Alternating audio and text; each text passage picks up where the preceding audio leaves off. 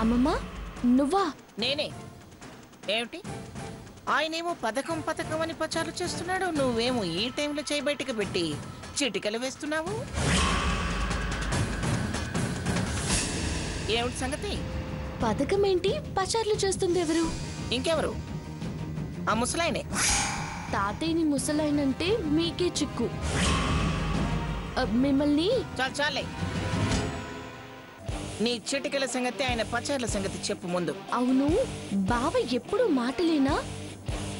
ఏదైనా తమాషా గాని, కళ గాని, మ్యూజిక్ గాని, పాట గాని పాడు స్వర్ణ అంటే పాటకి గొంతు లేదు, కళకి టాలెంట్ లేదు, తమాషాలకైతే ఓకే అని చేతితో గోడ మీద రకరకాల బొమ్మలు నీడలు చూపిస్తున్నాను. అందుకే లోపల లైట్ ఆర్పాను. ఇలా చూడు, ఇది జింక,